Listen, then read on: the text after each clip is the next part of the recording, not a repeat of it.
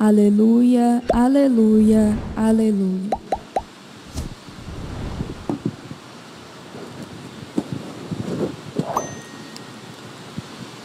O Senhor esteja convosco. Proclamação do Evangelho de Jesus Cristo segundo Marcos. Naquele tempo, Jesus voltou para casa com os discípulos, e de novo se reuniu tanta gente que eles nem sequer podiam comer. Quando souberam disso, os parentes de Jesus saíram para agarrá-lo, porque diziam que estava fora de si. Palavra da salvação.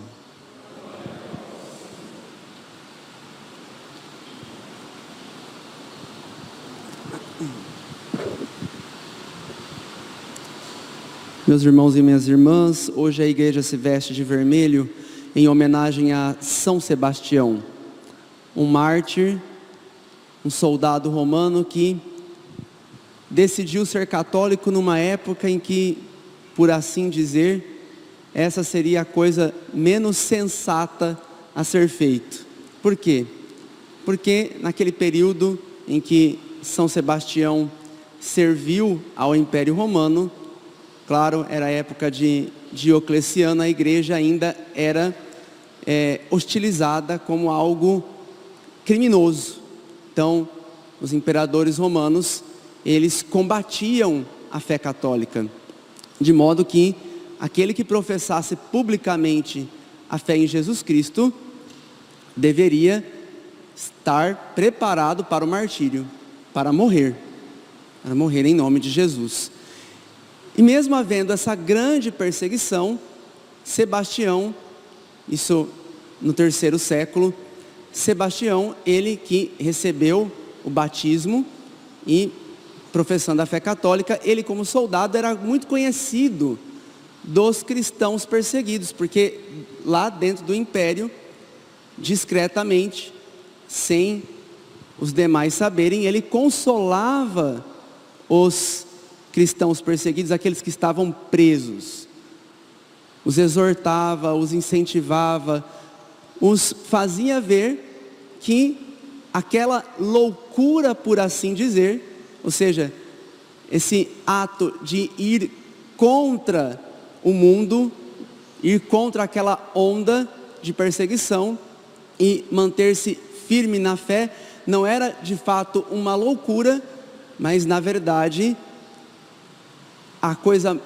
mais importante, a verdadeira sanidade mental, era seguir nosso Senhor Jesus Cristo. Agora acontece que, assim como nosso Senhor foi visto como louco pelos seus familiares ali, né? Então os parentes de Jesus saíram para agarrá-lo, porque diziam que estava fora de si.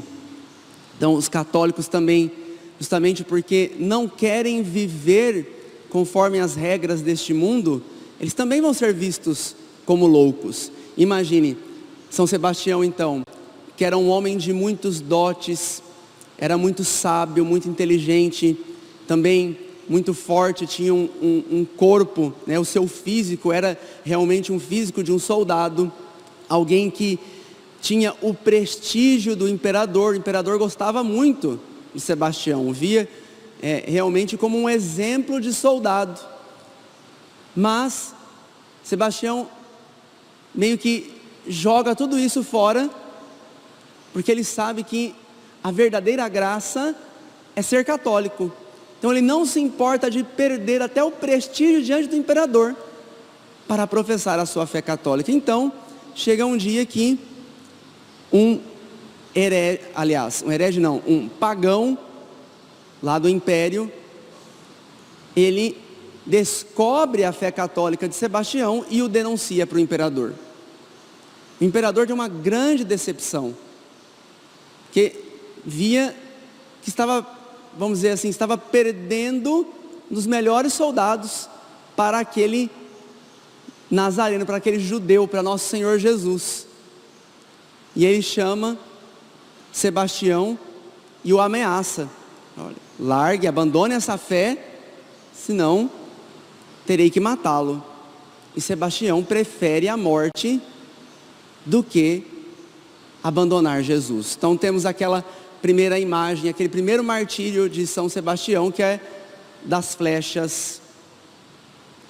E ele sobrevive a esse primeiro martírio, e depois ele vai lá exortar o imperador, dizendo: olha, isso que você fez foi um pecado, arrependa-se, converta-se.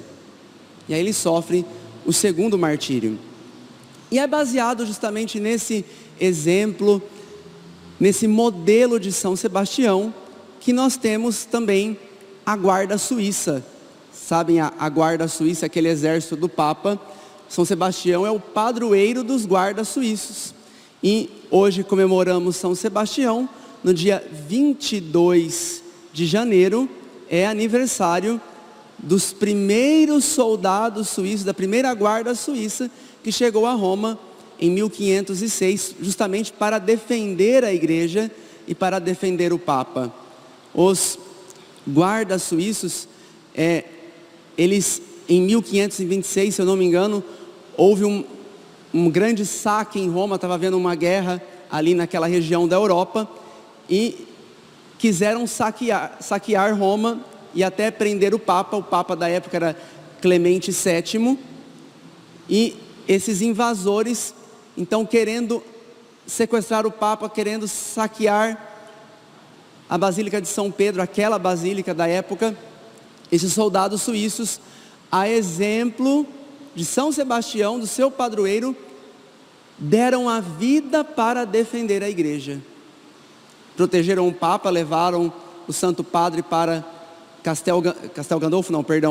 para o Castelo Sant'Angelo, que fica lá em Roma, era a fortaleza do Papa, e deram a sua vida para defender a igreja.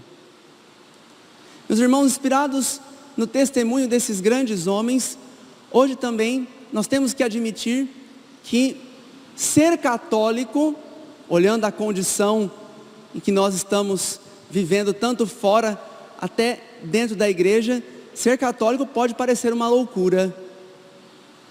É uma coisa de alguém que aparentemente pode estar fora de si, diante de tanta perseguição e de tanta confusão, fora e dentro da igreja.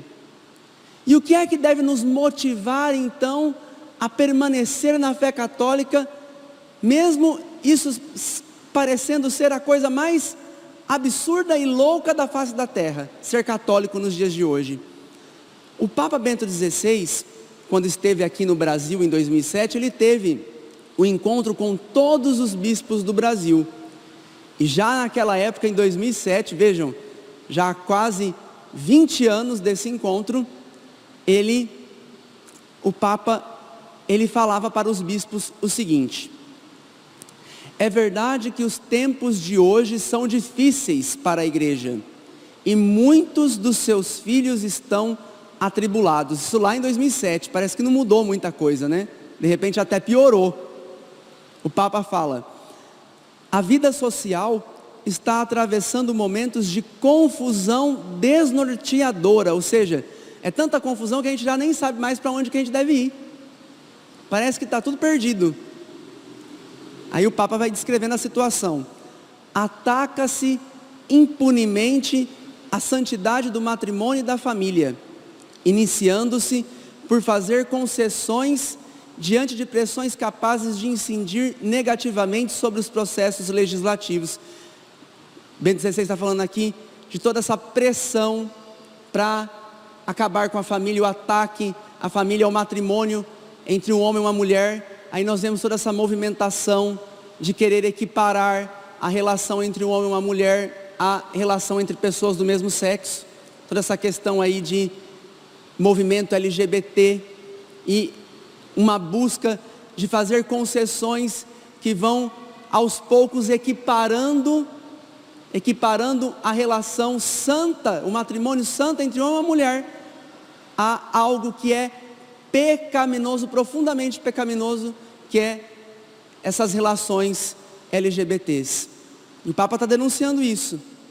Ele diz: justificam-se alguns crimes contra a vida em nome dos direitos da liberdade individual, ou seja, o aborto, a eutanásia, O nosso presidente do STF, esses dias dando aceno a respeito da legalização do aborto no Brasil, ele falando assim, o povo brasileiro ainda não entendeu o debate do aborto. Ou seja, ele está dizendo, nós precisamos amadurecer a consciência dos católicos, a consciência do povo brasileiro, para que ele entenda que é necessário aprovar o aborto. Veja a concepção dos nossos líderes. Ainda mais, vai se alastrando a ferida do divórcio e das uniões livres. No seio da igreja, quando o valor do compromisso sacerdotal é questionado, como entrega total a Deus, através do celibato apostólico, e como disponibilidade total para servir as almas, dando-se preferência às questões ideológicas e políticas, inclusive partidárias, a estrutura da consagração total a Deus começa a perder o seu significado mais profundo. Então o Papa está dizendo aqui, todo esse movimento para acabar com o celibato, para relativizar o celibato dos padres. E ele fala, como não sentir tristeza em nossa alma diante de tudo isso? Isso que ele dizia lá em 2007, se a gente olha para os tempos de hoje, 2023, parece justamente aquilo que eu dizia, a coisa piorou, de lá para cá, a coisa está mais grave ainda, e nós como católicos vemos tudo isso acontecendo fora e dentro da igreja, nós não sentimos uma tristeza? Não, a nossa alma não fica ferida? E a gente pode chegar a pensar, é loucura ser católico nos dias de hoje, continuar dentro da barca de nosso Senhor Jesus, continuar seguindo isso? Não, essa barca é furada, está afundando, vamos pular, salve-se quem puder. É loucura ser católico ainda. Mas o Papa recorda o seguinte, tende confiança, a igreja é santa e incorruptível. Dizia Santo Agostinho, vacilará a igreja se vacila o seu fundamento, mas poderá talvez Cristo vacilar? Visto que Cristo não vacila, a igreja permanecerá intacta até o fim dos tempos. Então vejam, meus queridos, não é loucura ser católico no dia de hoje, porque o nosso fundamento não está nestas loucuras que estão fazendo fora e dentro da igreja. O nosso fundamento está em Cristo, está em Jesus, está em nosso Senhor. Ele é o sustento, o fundamento da igreja e o fundamento da nossa fé. Então não há o que temer. Por isso, São Sebastião não temeu ser católico naqueles tempos. Por isso a guarda suíça não temeu dar a sua vida pelo sucessor de Pedro, pela igreja naqueles tempos. Nós também hoje não temamos dar a nossa vida por Jesus e pela igreja. Tenhamos fé, aprendamos a nossa fé. Claro, para defender a nossa fé, primeiro nós precisamos conhecê-la, precisamos conhecer a nossa fé profundamente.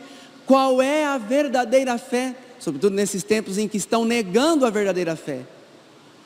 Precisamos conhecê-la profundamente, amar a igreja, amar os santos, amar nosso Senhor e saber que se tem uma atitude verdadeiramente razoável, ou seja, que é coisa de gente racional, é ser católico, porque esse mundo passará, e o que não vai passar é aquilo que nosso Senhor instituiu. As portas do inferno não prevalecerão. Por isso não pulemos da barca, estejamos com Cristo, porque as tempestades podem ser terríveis, mas é com Cristo que nós não vamos sucumbir. Sejamos firmes na fé e derramemos o nosso sangue, se preciso for. A exemplo de São Sebastião, a exemplo daqueles guardas suíços, a exemplo de tantos santos mártires que preferiram a Deus do que a loucura deste mundo. Louvado seja o nome de nosso Senhor Jesus Cristo.